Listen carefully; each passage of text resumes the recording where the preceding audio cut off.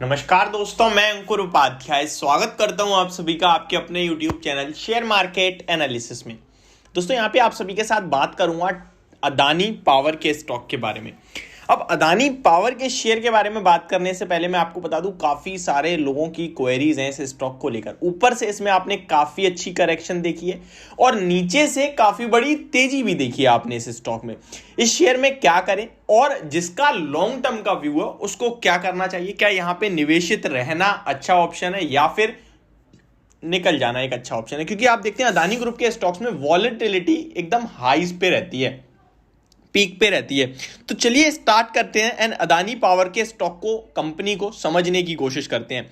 पहले तो मैं आपको एक चीज बताना चाहूंगा, अदानी पावर के शेयर में एक अदानी पावर ने डील करी थी जो कि डीबी पावर के साथ थी, जहां पे उन्होंने उसका थर्मल प्लांट जो वो खरीदा था, आपको याद होगा 7,000 करोड़ की, वो कंप्लीट हो जाएगा आपके लिए इसी साल, मतलब आज के सेशन में 1 जनवरी से उस पर काम स्टार्ट होगा।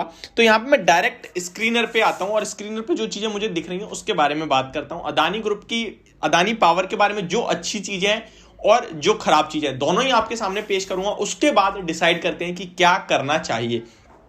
तो चलिए सबसे पहले अदानी पावर के स्टॉक में या स्क्रीन पे ओपन कर लेता हूं। 300 रुपए के लेवल्स पे मुझे क्लोजिंग देखने को मिली है।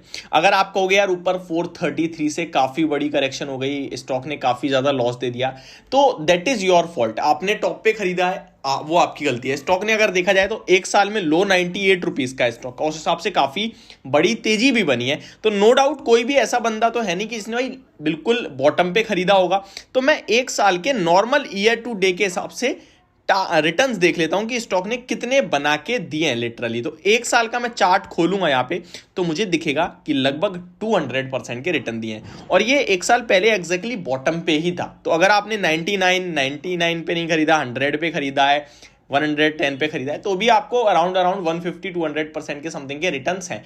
तो दैट मींस स्टॉक ने रिटर्न्स तो बना के दिए हैं। अगर मैं इसका चार्ट देखूं तो मुझे एक बड़ाई वाली तेजी देखने को मिली थी अराउंड 120 रुपीज के लेवल से, जहां स्टॉक ने हाई लगाया 340 तक का। फिर एक बड़ी करेक्शन हुई 250 रुपीज तक की, 340 रुपीज से 250, यानी ऑलमोस्ट अराउंड 40% का रिट्रेसमेंट कह सकता हूं मैं, 25 to 30% का। और फिर एक तेजी बनती है जो स्टॉक को सीधे 450 रुपए तक लेके जाती है और फिर ये गिरावट, और इस बार की गिरावट लास्ट लो यानी कि 245 to 40 रुपीज की थी, वहीं तक स्टॉक आया और अभी दोबारा रिबाउंड दे रहा है। तो चार्ट पैटर्न तो अगर मैं बड़े लेवल पे देखूं तो डबल बॉटम फॉर्म हो रहा है 245 to 50 के लेवल्स के आसपास डब्ल्यू फॉर्म हो रहा है, और डब्ल्यू अगर निकलेगा तो ऊपर में 430 निकालेगा।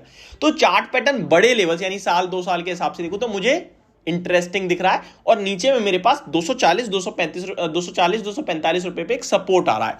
अब आते हैं कंपनी के बारे में।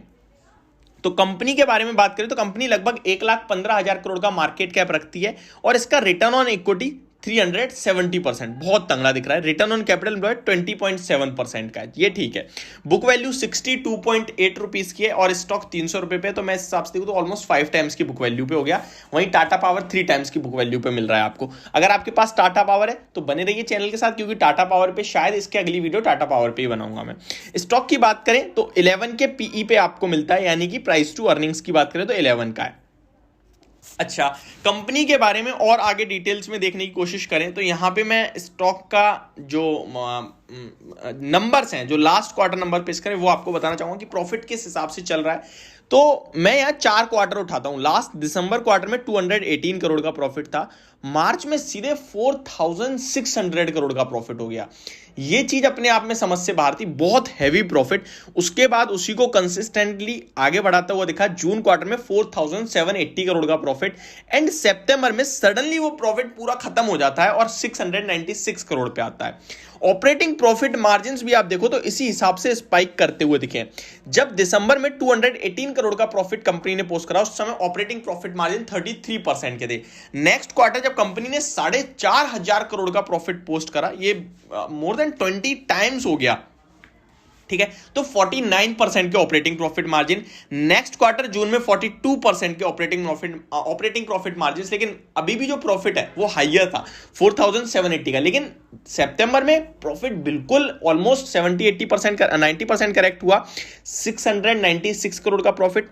ऑपरेटिंग प्रॉफिट मार्जिन हैवीली गिरते हुए देखे 13% पे आके खड़े हो गए। तो मुझे एक चीज समझ में आ रही है कि फ्लक्चुएशन बहुत है, स्टॉक कंसिस्टेंट परफॉर्मर नहीं दिख रहा। प्रॉफिट कर रहा है लेकिन वॉलेटिलिटी बहुत है स्टॉक के प्रॉफिट में, और उसी हिसाब से स्टॉक के नंबर्स, स्टॉक के प्राइस में भी वॉलेटिलिटी काफी ज्यादा दिखती है। अब आते हैं इसका ईयर ऑन ईयर बेसिस पे डाटा देखता हूं मैं। तो मार्च 2020 में कंपनी लगभग 2000 करोड़ का लॉस कर रही थी, 21 में 1270 करोड़ का प्रॉफिट करा और 22 में लगभग 5000 करोड़ का प्रॉफिट दिख रहा है।